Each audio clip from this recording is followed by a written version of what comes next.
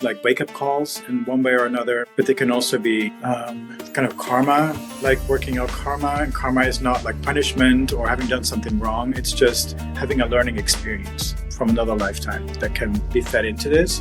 And there's always a reason for it. It's not like it's randomly sort of carried over in this current lifetime. There's always a reason how it serves the purpose in this lifetime as well. So it's kind of like, it's a very benevolent system that we seem to be alive in. And QHHT helps people to kind of see the bird's eye view of it, to understand why things are happening, so they can move into compassion towards what is happening and also with themselves, moving through it and clear it. It's really magical.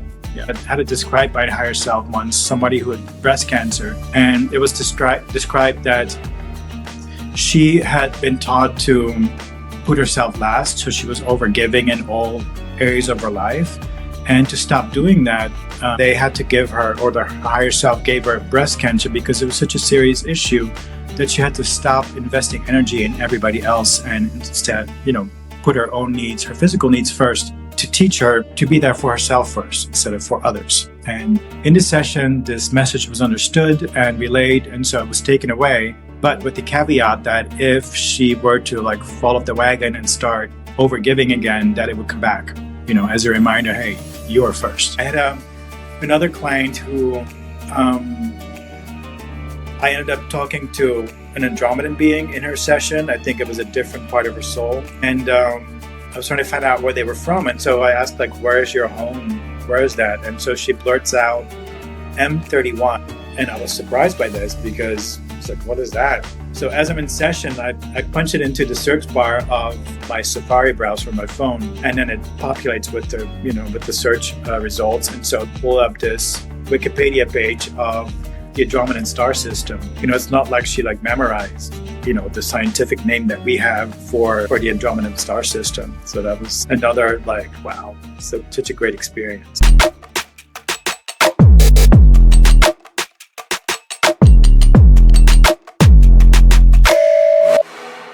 Hello, welcome to Guided Counsel, and I am here with Jeroen, who is a Quantum Healing Hypnosis Practitioner.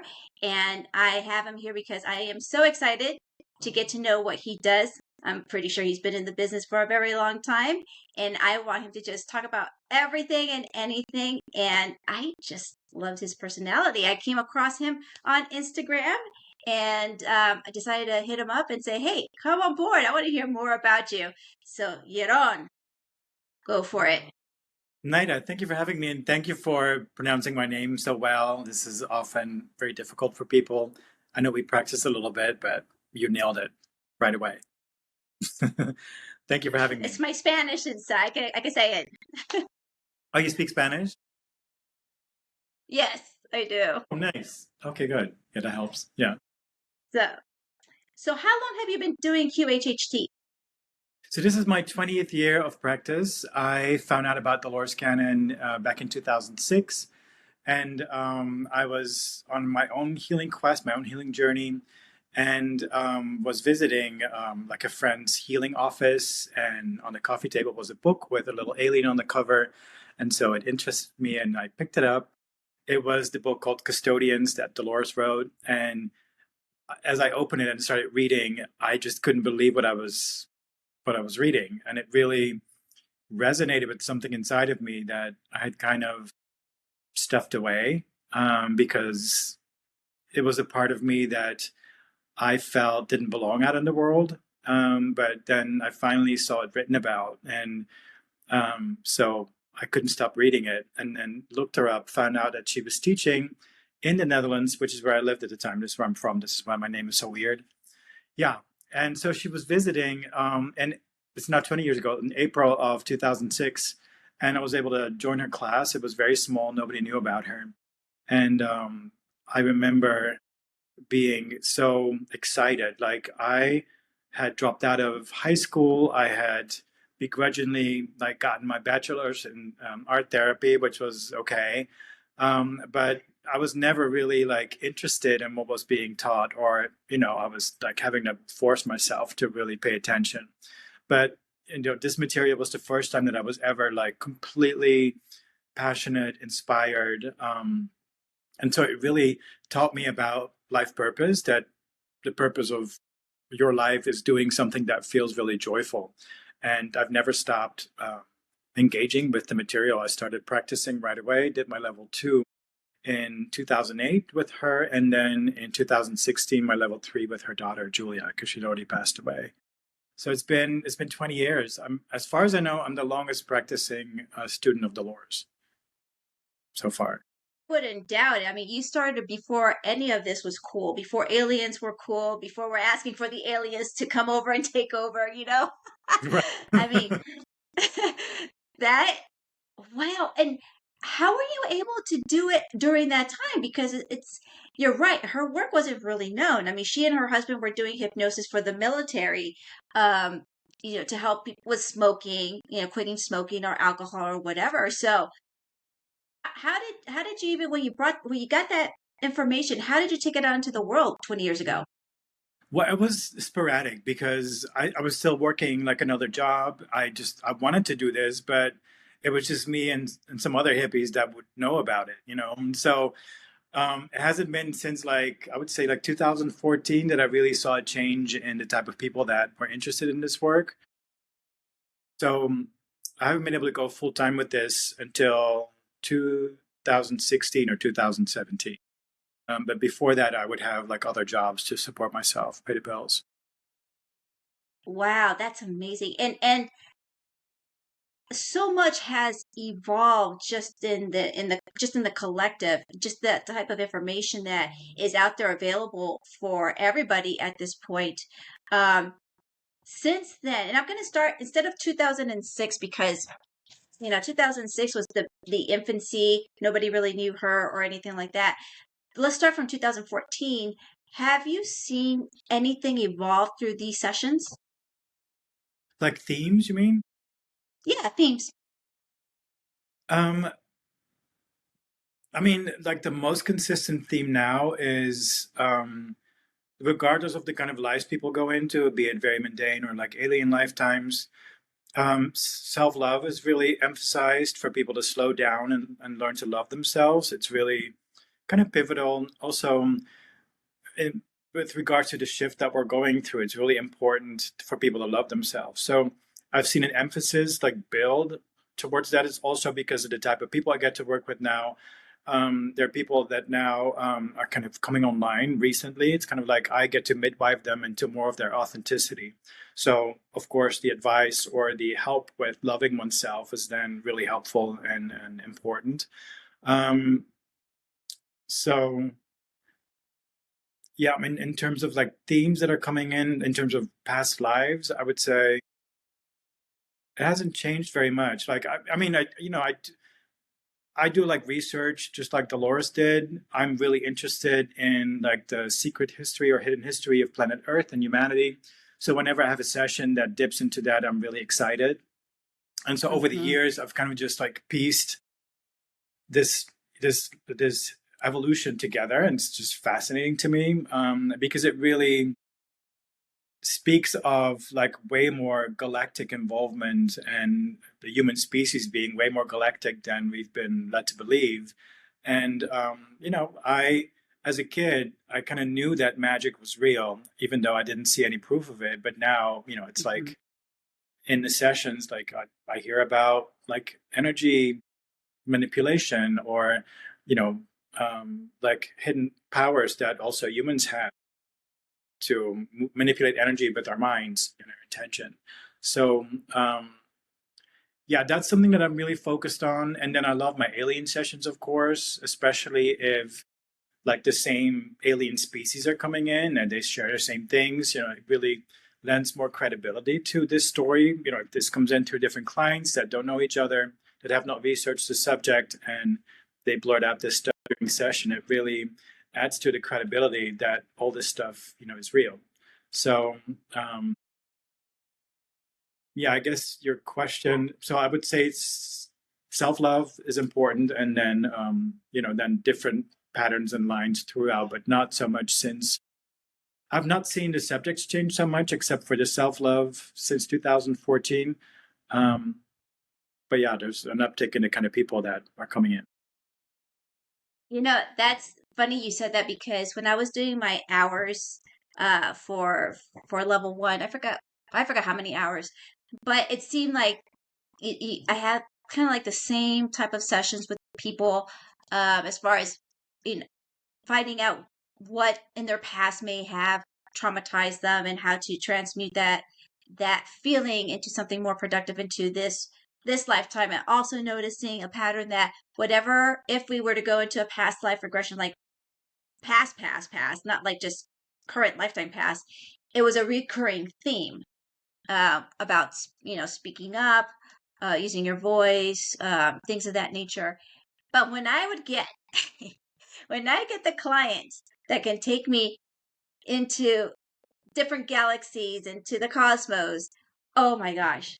Like those sessions came out to be like 3 hours at minimum, because I am there with notes, just like you, taking notes and asking all these questions, because I love to learn about the origins of everything, and also to get validation on certain things. Did the Anunnaki really do this, or are we just like misinterpreting this information? So It's like doing being in what a you candy do. store.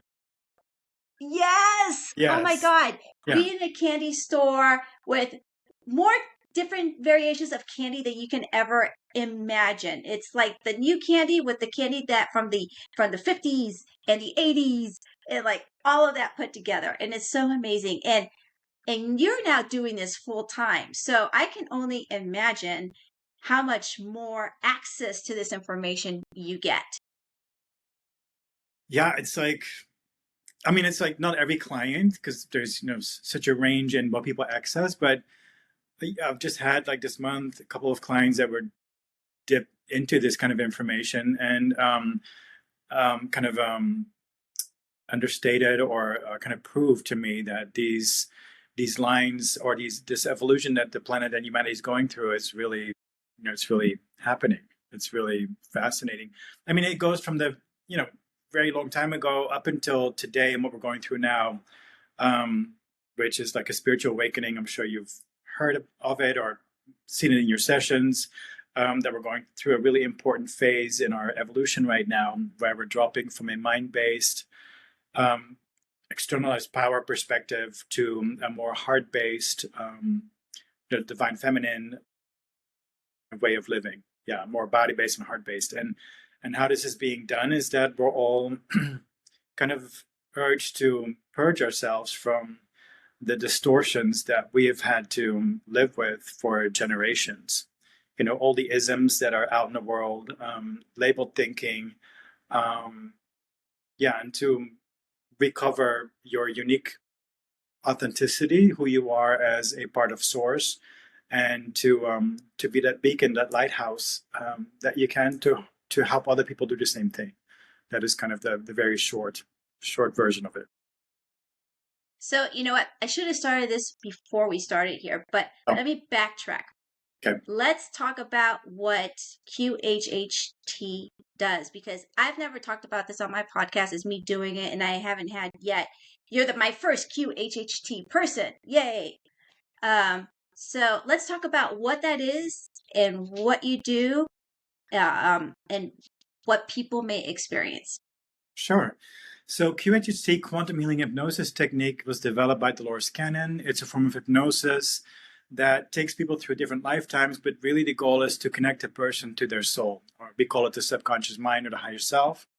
And it's kind of like soul recovery. So the past lives that people are shown in their sessions fill in sort of the unacknowledged part of their current identity. So it's giving a person more space or connection to who they truly are, which helps them to navigate the demands and appeals that our trauma-based society has on us. Like, we live in structures and political systems, cultural systems that do not really give us the space to be who we came here to be. Instead, we're all taught that something is wrong with us. We're not good enough, be it because we're, gay, genderqueer, female, not white, all the isms that you can think of, or just like how you experience life. Like, I realized in a later age that I've always been more sort of consciousness based,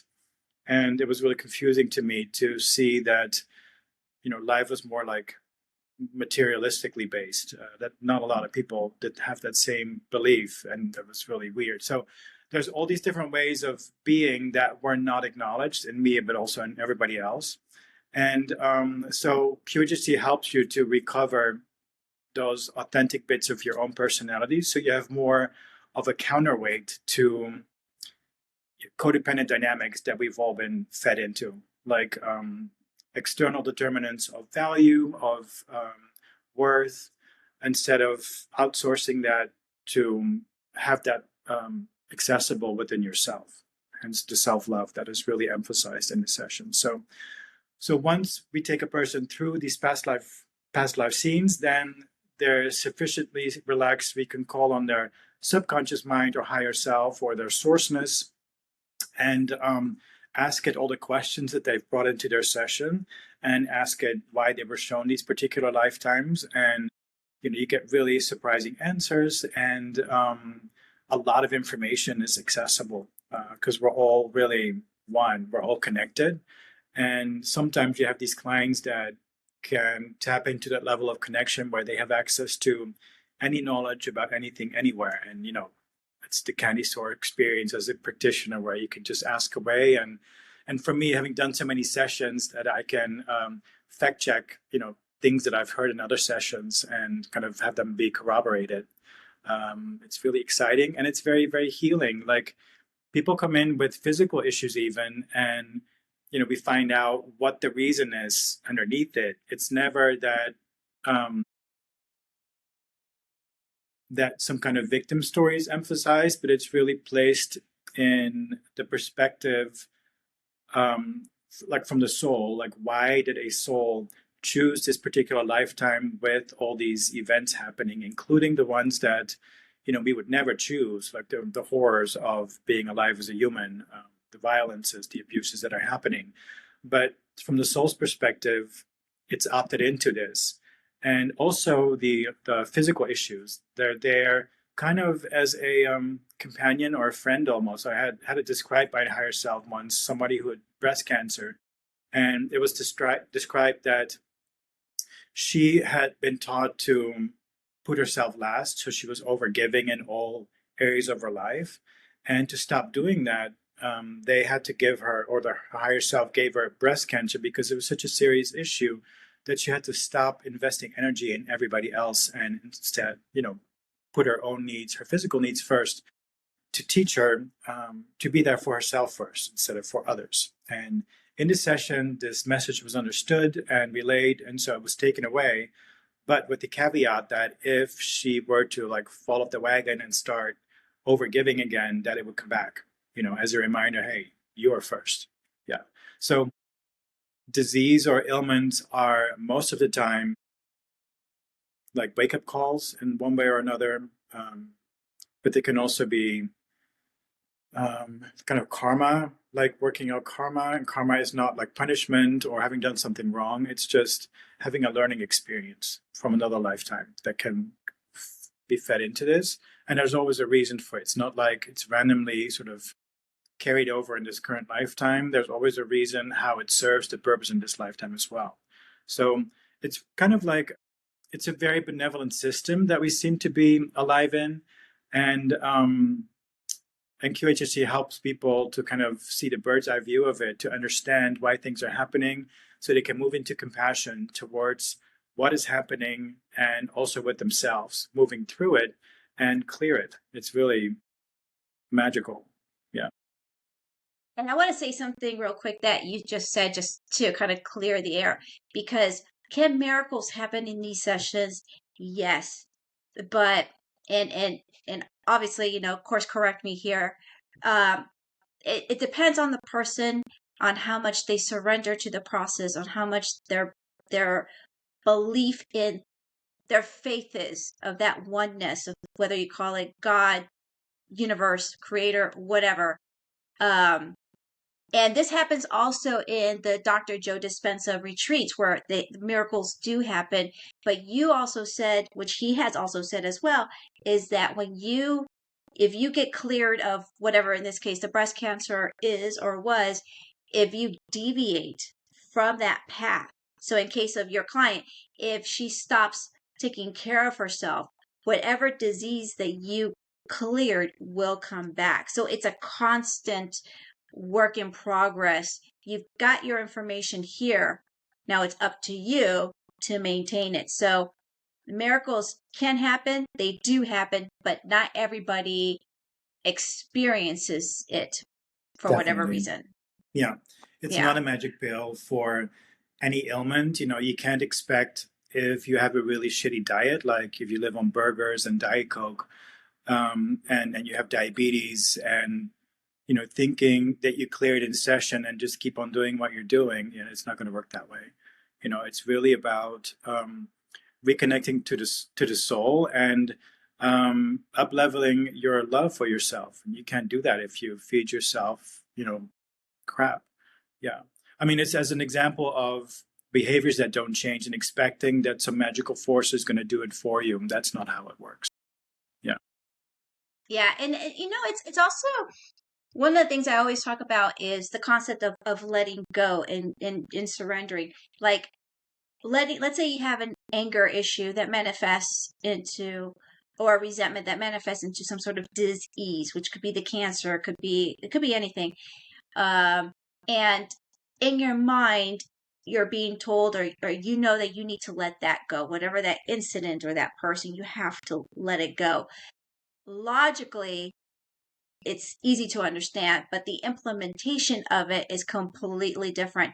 And this is where you have the heart and mind coherence, that alignment, that even though you think it, you actually feel it.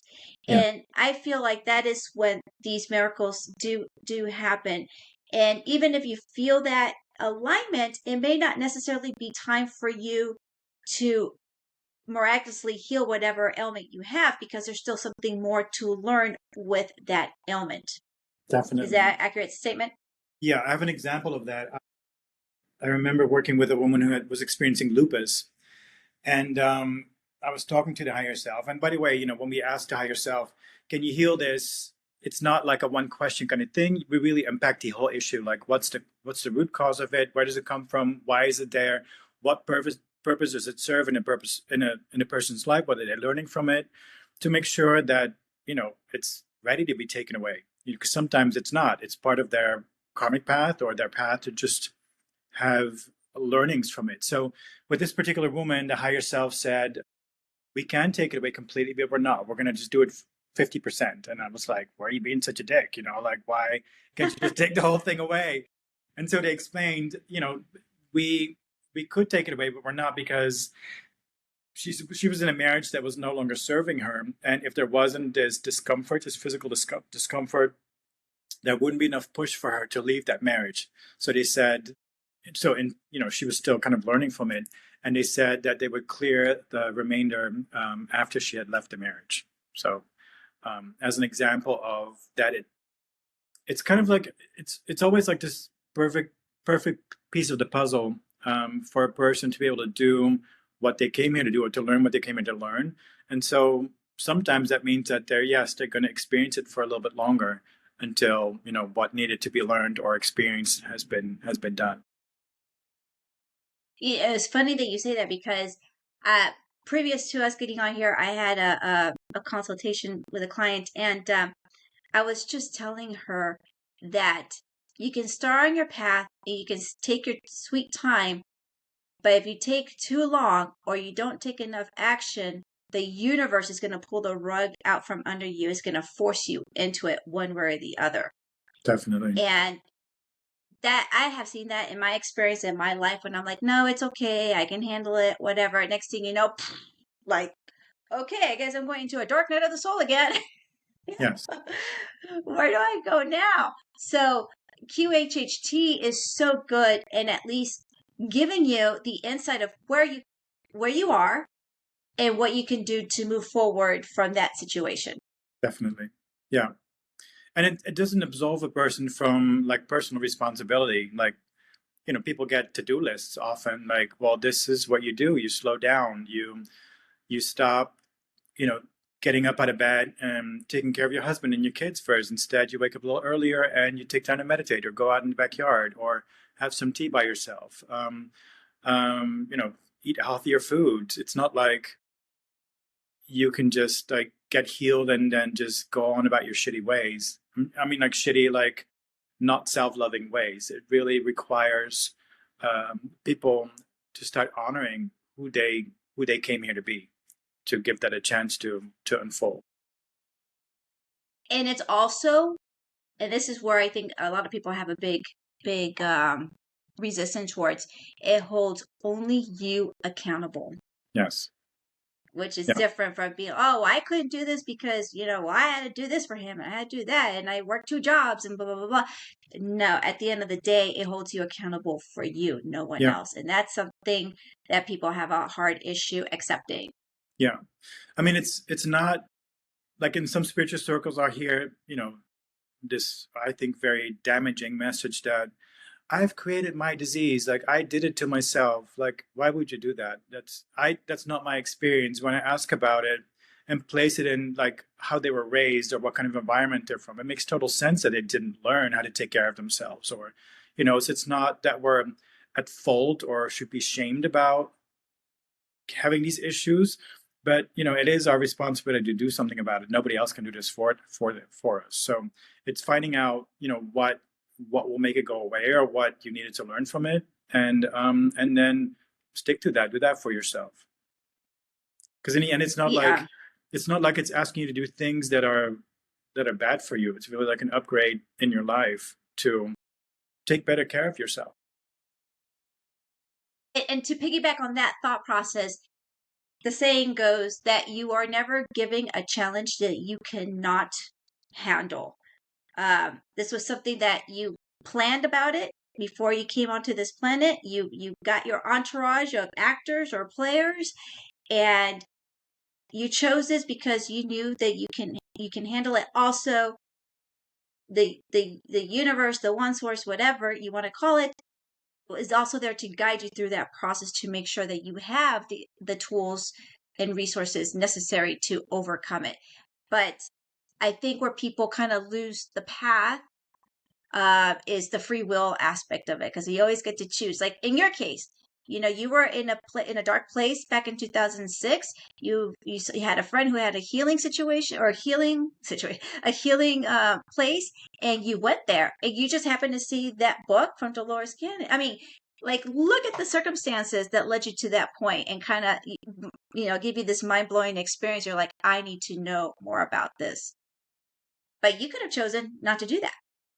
You're totally right. And also, if you don't choose one way or another, there is free will. It's totally okay. You know, you just like leave this life and you just do it again, or not the same thing, but you know, you just try to learn. You just try it another way. You know, and it's not like, I mean, when we're here, and I felt like this before, like, oh my God, why is it so hard to be here? And I don't want to be here. I just want to be home. All those feelings, but when we're on the other side, apparently, like Earth lives are really short. It's like a little blip in your soul's experience, apparently. And when you come back, you're like, oh, okay, let's see. So I was able to do this, that, and the other, and this was a bit too much. So I'm gonna, you know, reshuffle the deck and create a different circumstance. And I'm gonna, you know, get my soul family, and I'm gonna ask them, hey, will you be my mom? Will you be my dad?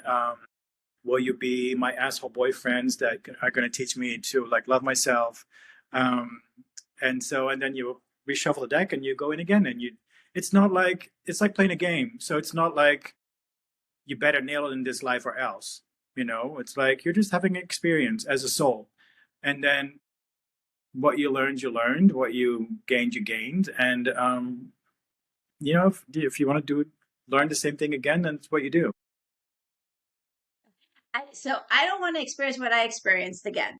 So I told in a meditation, I said, okay, next life, I want to be a sloth or a panda. I just want to chill, you know? And then I was told in that meditation, like, you're going to be so bored out of your mind. You're not going to be learning anything except just laying there and sleeping. Yeah. And I'm like, yeah, but that's cool too, you know? They're like, you're gonna be so bored. Souls crave to come back to earth. Like as a human, no matter what you're going through, you could be experiencing the worst of the worst of the worst, and not, and breaks my heart for that. But when you get to the other part, to the other side, when you have that review, life review, you're like, oh man, okay, I want to do this again. Let's have a Definitely. do-over. Yes, definitely. Yeah. And that's so fascinating because um I feel that's very important for that message to come out. Uh, it's we have in our mindset that this is the only life, even though we may be open or hearing that there's reincarnation and there's multiple lives. You could do it again. Most people don't realize that you don't have to do it again, but there's definitely lessons that you came here to learn. So why not take advantage of it and learn those lessons and move on quickly so you can move on to something else, right? Because in my journey, which is I'm sure in your journey, you've learned those lessons to the best of your ability. And for the next time you want to come around, okay, I've learned that, something new. Yes. Or let's bring it down a whole notch. I'm the way I see it is I'm working now, so my next life I don't have to do that again.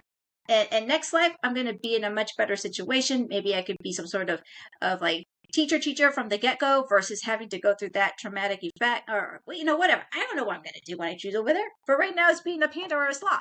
But you know you want to do as much as you can now, because every lifetime you level up, even though you don't remember.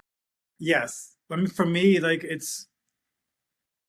I, I mean, my focus is to be, okay and love the here and the now. So I'm not working for another lifetime to make it better there. I'm just really wanting to like lean into the joy of this lifetime. And yes, I've gone through, intense, very difficult experiences, but it is really quite a wonderful experience to look back at how limited I was before, and then to feel the expansion and the range of like behavioral options that have been added to my arsenal. And that really, I mean, that makes me just giddy with like wonder, like how amazing life can be, even when these really like shitty things are happening, coming out of it the other end, and then noticing how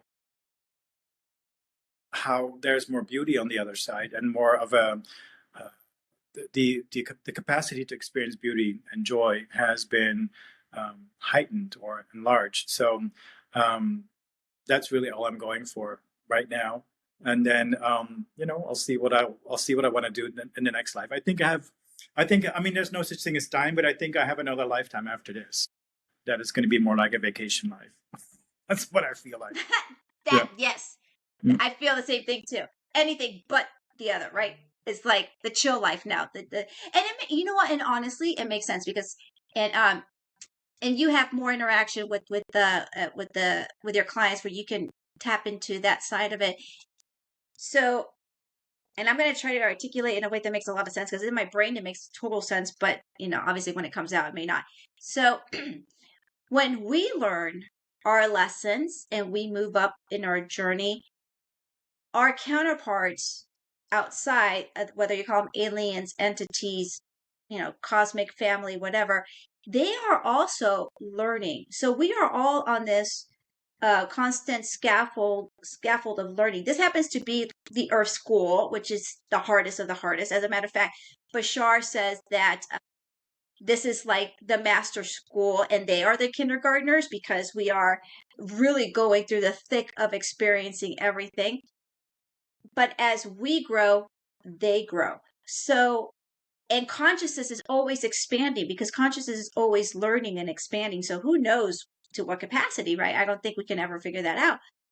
But if we're moving and we're ascending, and entities have already experienced what we've experienced similarly, and I'll say Atlantis, Lemuria, things of that nature, then to me, it would seem like there would be a lifetime of more relaxation, that we could achieve that lifetime, because as a whole, as a collective, that we are heading towards, if you choose, because there's split right now, or we'll get into that, but we can choose, and that will be like the ultimate goal. We'll get to that point eventually at some point, not in our lifetime, maybe in the next, 2 or 3 lifetimes, maybe 4 or 5. But that's where we're heading towards in this fifth dimension consciousness. Yeah, and that's also the message that keeps coming forward through the different higher selves. Dolores wrote about this.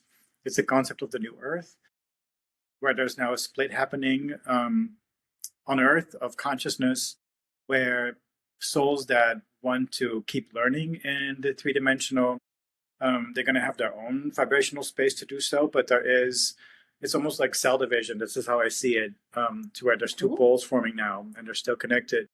And there's now a large part of people that are shifting into 5D consciousness, if you want to use those terms.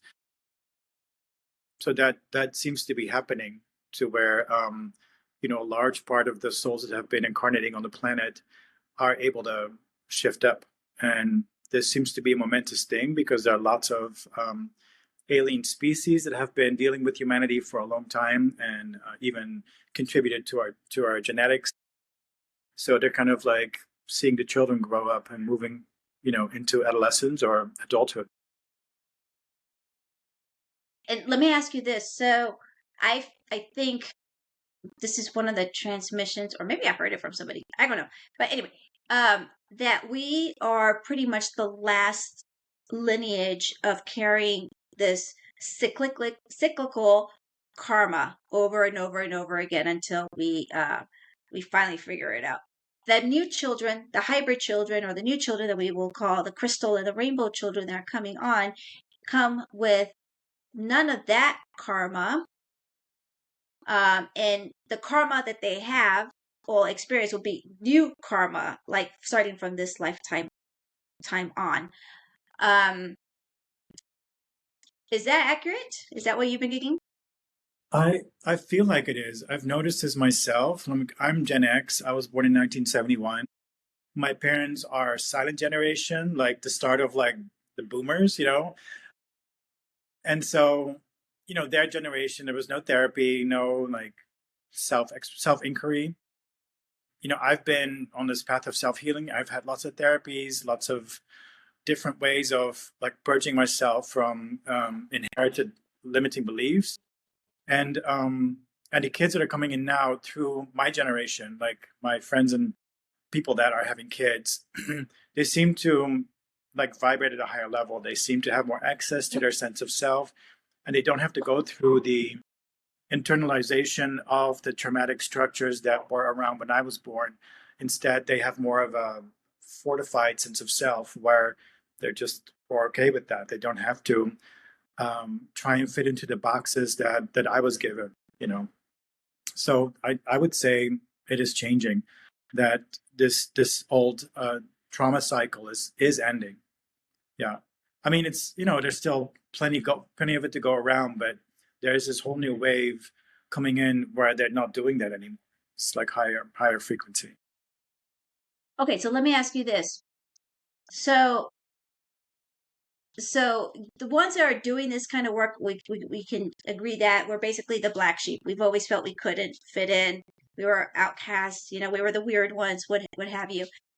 If we don't go on our journey and clear our karmic cycle, which then clears the karma of our direct lineage, right? So let's say I stayed in the same situation that I was previously now, and I'm just going to stick in it because it's what I know, it's what I'm comfortable with, and I'm just whatever, I'm going to, stay miserable. When my kids have their kids, will they carry on the karma that I did not break? It doesn't have to. You can choose to come in like that, or you don't have to. The longer I've done this work, the more I realize that there's less rules about things. It's not like, if you're a soul that comes to Earth, that you have to start at like the mineral kingdom and then the plant kingdom and then animal. You don't have to go through it. You can choose. There's different options available. So I wouldn't say as a blanket statement that is what you have to do. Some souls just come in for different reasons in a person's lineage that might not, complete their karma. It's just like to benefit from a certain genetic composition, or maybe a certain circumstance or other people that are around in the life that they're coming into. So I wouldn't say that as a blanket statement that it's always like that. But yes, it can. You can have kids that would complete that cycle if that's what their souls wanted to do. Okay.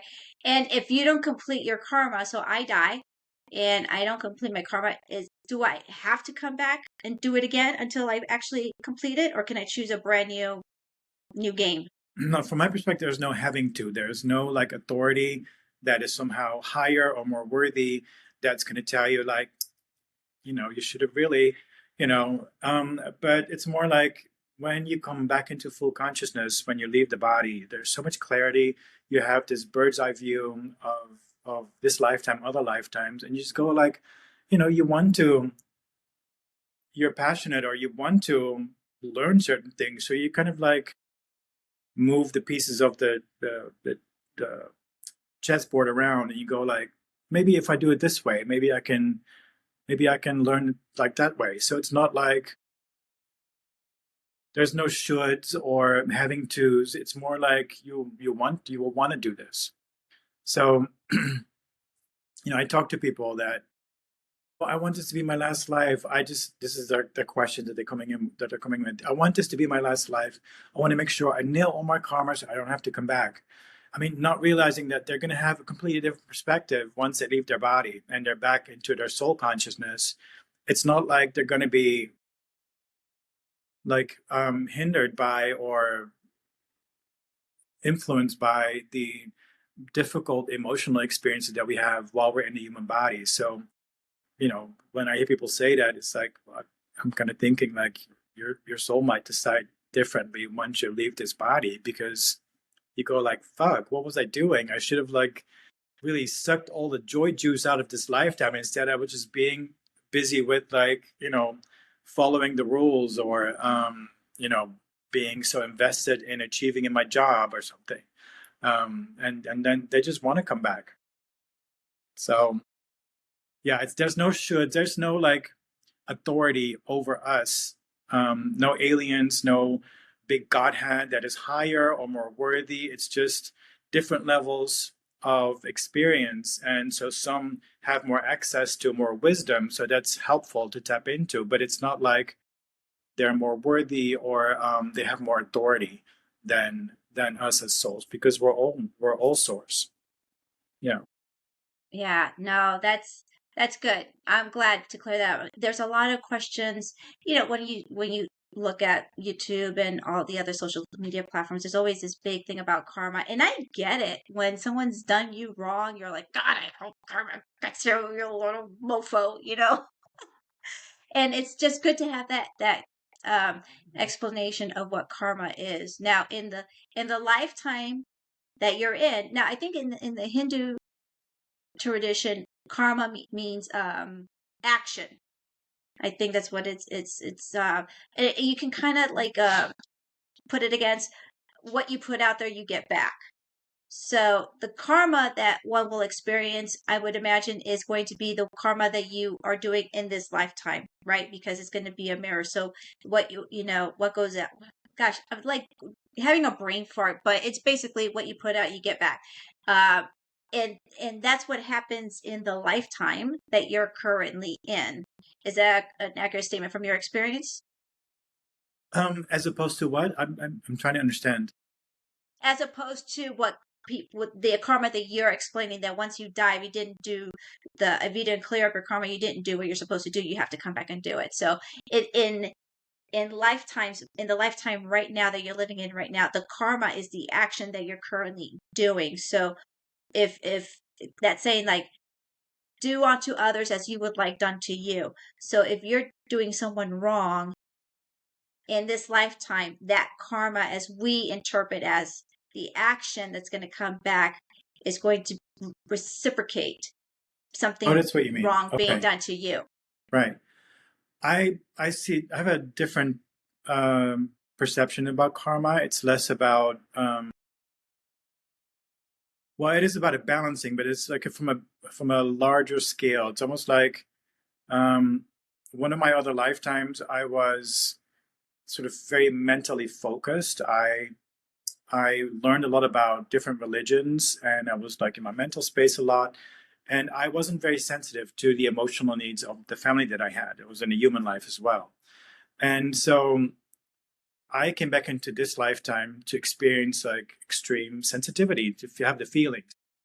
And it's not like, well, I was a dick to my family and now I have to experience the consequences. This is not how, to me, not how it works. It's more like, oh, that was interesting. That I've experienced this side of this particular coin. Let me experience the other side. See what that feels like. You just want to have a well-rounded experience. In another lifetime, I kind of was very efficient about that because my soul split into two people at the same time, a husband and a wife, and I again was an asshole. So I don't want to say that my soul is just an asshole, but just came up. I had been raised in an orphanage, and so I learned to get ahead in life over the backs of others. I was like a narcissist asshole, and I bullied my wife terribly. And so coming out of that life, I figured out that I had split off into this man and this woman to experience what it was like to be a bully and a bullied. And my soul was just like, okay, check, done and done, moving on to the next experience. There was no judgment about like, oh my God, what an asshole I was. Now I have to pay for this in another lifetime. It was just getting a well-rounded experience. And so karma, in the sense of like actions are doing something against someone else, my sense of it is that there's more at play, that the things that are happening, they're often scripted from our souls. So for instance, like I learned to be really codependent. I outsourced my sense of worthiness and self validation. And so I would attract these really like kind of aloof guys in my life, like romantic partners. And, you know, in the end, they really allowed me to experience my own unworthiness and how much I didn't love myself because it was fucking painful. And so, you know, on the other side, it's not like, oh, well, those assholes, you know, no, you contracted those souls to come into your lifetime to help you learn what it's like to love yourself. And this is often done from a perspective of lack of love, lack of loving yourself, to moving into knowing how to love yourself, because it's the biggest experience emotionally. Like it's less exciting to go from having like $1 million to having $2 million than it is from, you know, living out in the streets to having $1 million. You know, it's a way bigger, far more fascinating journey to go from. And so this happens with the help of other souls. Like I remember Dolores Cannon writing about this in a book, that she had a client that had ended up in a hospital because he was stabbed in an alleyway. And in his session found out that he had been trying to learn his one particular thing in many different lifetimes. And he was like, okay, my friends, my soul family, I'm going to do this live and I'm going to try it again. But if I veer off my path, can you please help me and step in? So they did. They found him in an alleyway and they stabbed him, which allowed him to go to the hospital and maybe be immobilized for a while. Finally, time to like reflect and to turn inward and to learn the things he's been trying to learn. So that is a duality that our souls came to Earth for, to learn through contrast. And so when you do something bad to someone, you might have contracted with that person to do this to them. I mean, this is a harsh thing to digest, but it might be that way for you to be able to learn what you came here to learn, and for the other person to learn what they came here to learn. This reminds me of another session where a woman went into a lifetime in Egypt. She was part of a mystery school, and she had kind of like turned dark. Like she was like House Slytherin, you know, if you think about Harry Potter. And so the magic that he was learning as this man was very dark. He just used it to enhance his own power, to have all the women and all the you know, was greedy and all that stuff. And so when she moved out of that life, and she described that she was with her guides, and they were like, oh, poor thing, that was such a hard life. You went into that life to experience what it's like to not be in your heart. My God, that was such a difficult lesson. And then the higher self said that she was given that lifetime to find compassion for the husband that she was divorcing, who was a bit of a narcissist, who was not in his heart. So, it didn't mean that she shouldn't divorce him, but to have compassion for that experience as well, that it was a chosen experience to go into. So this might also be with the assholes in our life. They might have chosen to have that sort of heartless experience to learn something from. It's not like there is a scorekeeper up there that's like, okay, this life, asshole, good person, what's the balance here? It doesn't work like that. It's our soul just wanting to have a well-rounded experience for consciousness to experience itself. So yeah, many people are also perpetrators and victims throughout different lifetimes. That is just an experience, and it all seems to like keep a balance, even though from a human perspective it seems to be really skewed and fucked up.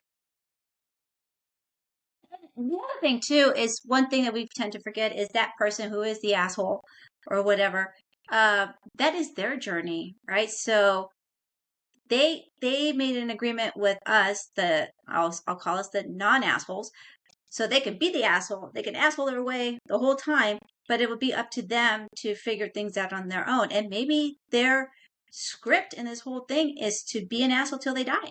I mean, you don't know, right? We don't know that. Yeah. Yeah. Now let's talk about the cooler stuff. Not that any of this isn't cool, but what are some cool sessions that you've had? Well, for me, the really cool stuff it was cool because I'm from the Netherlands and it's a very cerebral and rational culture.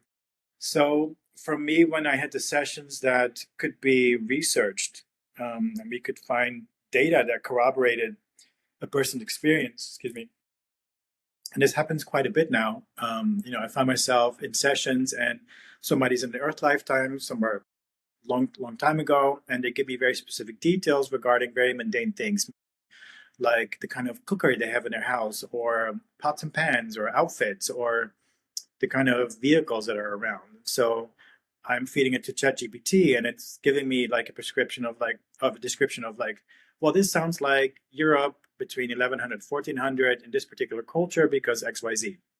So the biggest experience that I've had that was very mind-blowing to me, that really changed my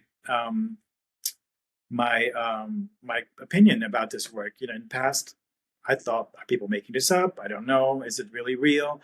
I worked with a woman. When she came in, she told me that she was from a Christian background, and when she had a son, his name is Christian. As soon as he could speak, he started telling her that he used to be a tall German baseball player, and she had no concept of reincarnation. So she would correct him, she thought, by saying, "You want to be a tall German baseball player?" And Christian would correct her and say, "No, Mom, I was one, and you were my mom in that lifetime, and I remember being up on a cloud and seeing you down on earth and choosing you again to be my mom." So she is from the LA area, so he expressed an interest in baseball, so she would take him to the Dodger Stadium. There was a poster of Babe Ruth on the wall, which is a legendary American baseball player. And Christian had such an emotional response to seeing this person on this poster. He was like, "This guy is really bad. We had a big fight. He's a mean guy," to the point where she needed to take him out of the area because he was just having a meltdown. So he would have responses to his environment that pointed to there more going on than just a kid's vivid imagination. And so one of our more woo-woo friends had already done a session with me, and so she told her about me, and comes in with this crazy story. And as you know, we tell our clients, well, I don't know what kind of lifetime you're going to be shown, because I leave it up to your higher self to show you your most appropriate healing experience. But it became clear pretty quick that we were exploring the life of Christina Garrick, Lou Gehrig's mom. She described a life in a working class environment on the East Coast in the 1930s and 40s. And she had such detailed recall. And, me being in a session thinking who is this lady? Did she research this? Is she just here for an ego boost? So I asked lots of mundane, trivial details that she couldn't have researched. And so she knew the German nicknames of her kids. At the dinner table, she described her outfit, what her house looked like. like tchotchkes that she was given, a little necklace that she was given. She described it as like this little gold bird with a little diamond eye that she had given to one of her daughters. She described an award that her son Lou had been given by the Japanese emperor, like in clear detail. One of the important days, when we lead people through a different lifetime, we have them go into important days of that lifetime. She found herself walking to the old Yankee Stadium in New York. She was going to see her son Lou play for the Yankees for the first time. And so here I am going like, what can I ask her that she couldn't have researched? And I'm like, you're watching a game. Are you having any snacks? And she goes, yes, we're having warm nuts. And I go, is it like burnt peanuts? And she goes, no, it's chestnuts. And being born and raised in SoCal, she had never even seen chestnuts. She didn't, Kathy didn't know about those. And then I asked her, are you drinking anything? And she goes, yes, we're having a cola. Like no American-born person would refer to a Coke as a cola. So there was this different jargon like bleeding in. And this can happen even to the point where people like are able to speak languages that they weren't taught, even like dead languages. So this was starting to bleed through lots of detail. And then we would wrap up the session. And then the next time I was like driving on the freeway, I get a call from her. Her name is Kathy. And she would be like completely like freaked out, mind blown, like, oh my God, I just researched this information that we pulled out of my session and it's all correct. I found she would send me pictures of like the award and the things that she had brought up. And so she came back 2 more times for sessions, and this has not happened since, but she would go back into the same lifetime and explore different parts of it. Like the second session, we explored her upbringing in Germany and then coming over on the boat. And then the third session, we explored the latter part of her life in detail. And so I go ask her higher self, okay, this is fascinating, but why? Why does she have to go back to the same lifetime? And so it explained that she was to mine this regression experience for verifiable details, to go fact check them with still living descendants and relatives of the Garrick family, and then write a book about her experience, that this book would be accessible to a larger group of people because it would have the subject of baseball in it, but also this level of like verifiability, that it would help a larger group of people to open their minds to the possibility that their souls are eternal, that it's not just about this one lifetime. And so she did. She went to the East Coast and found these people and found, that this necklace that she described with the little diamond eye, the award, all the things that she had found out about that I had been so diligently asking about, they were all lived experience. They were all true. And so blew my mind. She entered the Hay House writing contest and wrote a book about it. This is That it. The is boy so knew cool. too much. And yeah, Halle Berry's. Book. You did? Yeah, I'm really proud of it, even though I didn't write it. Book. Because the regression transcripts are in there. You can see it word for word, the information that came out. And Halle Berry's production company is making it into a movie now. So if that comes out, then it would give access to even more people to, start realizing that we're more than just this singular life. So to me, that was like the most confirming experience. There's so many more. I had another client that came in and she wanted to find out if she had been with her current life father in other lifetimes, because she was adopted or he had left her at a young age and didn't meet him until she was 19. And so I asked her higher self, and it just blurts out, yes, they were together during the Renaissance. And I go, well, what was the deal? Where were they?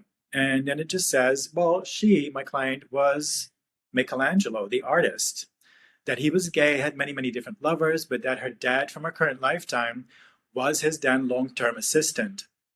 And here, my client's conscious mind starts chiming in. She goes, I think I'm hearing a name. And she couldn't sound it out. So I had her spell it letter for letter. And she spelled a name that was spelled P-R-I-E-T-R, Prieter. It didn't sound Italian to me. So I was like, I just noted it down. And then she left, we wrap up her session. I go to Google and I find this little paragraph that said that Michelangelo had a 25-year-long personal assistant or close assistant who helped him paint the Sistine Chapel, and whose name was Pietro Urbino. So she almost nailed that name. There was like 2 letters like switched around. So these kind of experiences really like mind-blowing for me. But then, of course, the more like crazy alien ones, and when there's voice changes and really like detailed scientific descriptions of concepts that a person doesn't know anything about, or when they explain like, we're going to do this healing now and it's like the quantum level, and they go into like the DNA, and it's all stuff that neither me or my client knows about, and it's very detailed. That blows my mind. Yeah, or very like specific experiences. Like I remember one client, her soul originated in the draconian system. It was just like the whole reptilian story. And she explained that like a faction of her people had gone over to the dark side, and she wasn't down with that.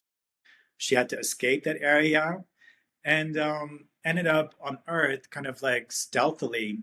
She went into a different lifetime, a different timeline of Earth in the 1600s, where she, took on a human form and was working alongside a pastor in church, because the congregation would come up to the front and take communion, and then she could see into people's energy fields, and she would like direct sound pulses into their field to clear up like energies to help these people ascend, basically.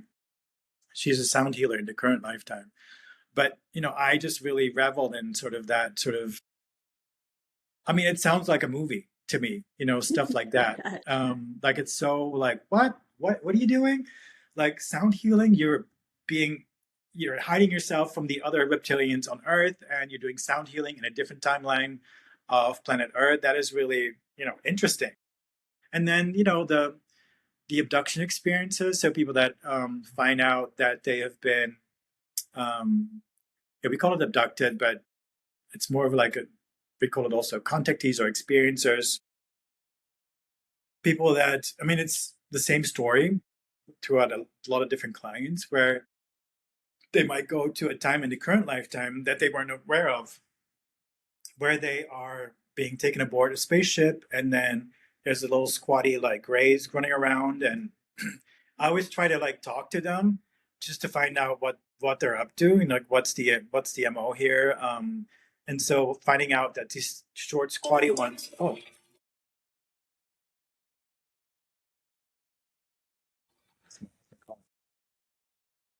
are more like work drones. They are just like fabricated intelligence. They have life force, but they don't have soul spark. They're kind of drone doing the work. And so I had to look around, and there was this taller, more feminine being that I could interview. It's like, what's going on here? And so she explained that my client had contracted with them before she went into this lifetime, that she was from a very high level of consciousness, and that my client her soul was, and that she just wanted to help them, because this particular alien race was a future iteration of humanity, a different timeline, and they were going through the same upheavals that we're going through right now. And that timeline, they decided that it was due to our emotional nature, and so they started genetically breeding that out of the human genome. And with that, the physical changes came as well. They lost the ability to procreate the way that we do. So they were cloning and cloning and cloning. They destroyed the Earth and had to move to a different planet. They also destroyed that one. Part of them went underground. Part of them was in orbit or above it. And they were dead-ending their evolution because the ability to clone also didn't work anymore. So they were granted access to our timeline, go back in time and create a hybrid species that this would help them to recover like this emotional power. And it would also help humanity because this hybrid species is more capable of focusing our emotional energy. There seems to be a lot of power in it, but we don't know how to focus it yet. So it's kind of like, another example or another species on the planet that can teach us how to do this. And I later found out that Bashar talks about this, and that the being that he channels is one of those generations of hybrids called the Essassani. That name has popped up in my sessions as well. So it's just so cool to see that being reflected. Yeah. I Oh mean, my gosh, my brain is going all over. I'm like, okay, we have the Pleiadians, the Arcturians, and one's more heart-centered, one's more, brain or logical. Then you have the brain man. Like my brain is going everywhere right now. yes, This is so yeah. exciting. And it's like, oh, maybe I should get back into QHHT. It's so fun.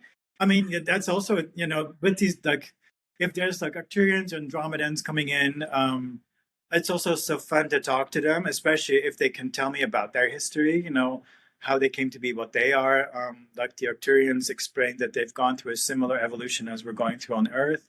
It's just way in the past for them. So they're able to help us here now with like similar things. Yeah.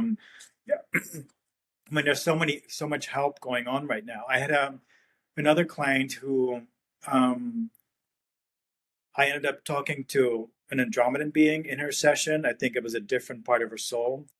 And I was trying to find out where they were from. And so I asked, like, where is your home? Where is that? And so she blurts out M31. And I was surprised by this because it's like, what is that? So as I'm in session, I punch it into the search bar of my Safari browser on my phone, and then it populates with the search results. And so pull up this Wikipedia page of the Andromedan star system. It's not like she like memorized, the scientific name that we have for the Andromedan star system. So that was another like, wow, such a great experience.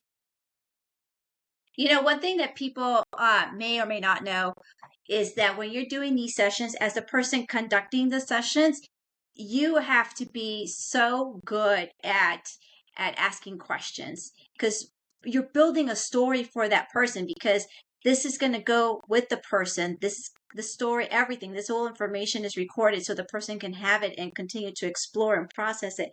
So you have to have a curious mind from the get-go to be able to ask all these questions and be the best investigator, like beyond, Scooby-Doo, beyond Sherlock Holmes and everything like that. You got to be able to really enjoy this, to ask these questions, to give these sessions the best benefit and advantage for the client.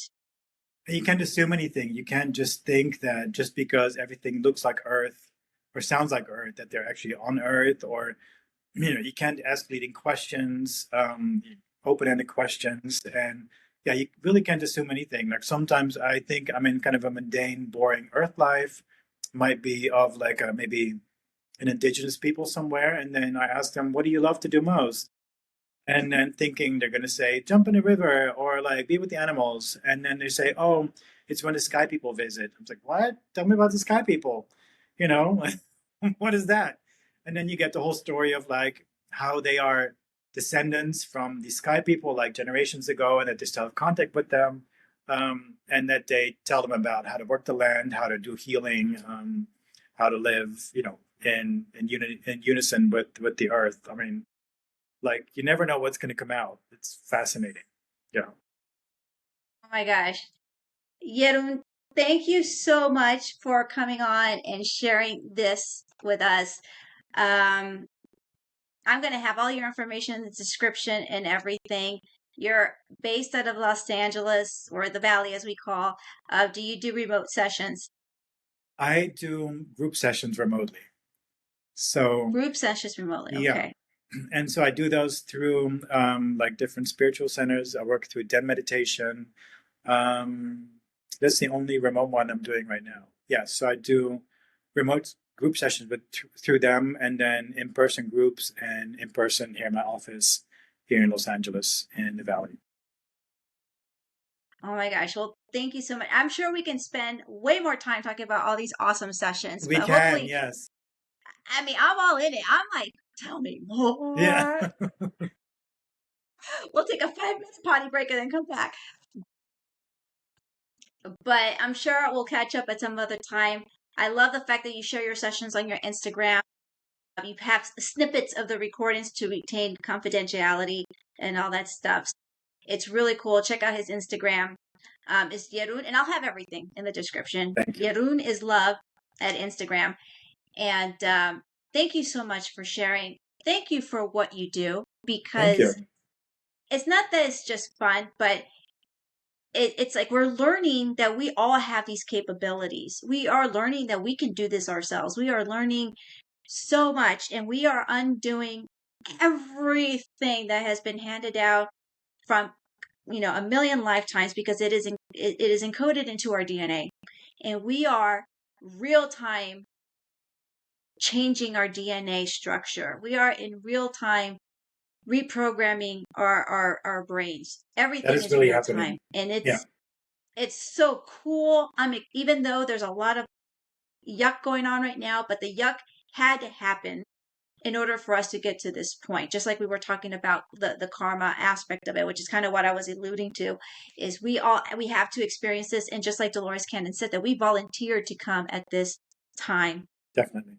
to plant the seeds and also to keep on pushing in the evolution of all of this, which is so amazing. But thank you so much. Do you have any last words or anything that you can share with us? I mean, I just want to echo the higher self. Like, if you're wondering about how to live your best life possible, it really starts with like really listening to yourself, like taking time for yourself, slowing down, and finding joy. Joy is such an important space to drop into, because it really, the more that you relate to it and choose joy for yourself, the more your purpose will start to become more clear. Because you're not here to Beautiful. do, I like that. yeah, you're not here to do like some Godhead's bidding. You're here to express it as you, just as you, not nobody else. And that feels good. It's joyful. So just joy. That's what I would say. And that is the purpose of this life, Yes. pretty much. You just hit it right there. And just for the record, we did not plan on the pink. It just so happened that we showed up both in Yes. pink. That was really funny. But thank you so much, Jeroen. I really enjoyed talking to you. Me and too, I can't Nada. wait for the next session. I look forward to it. All right. Thank you.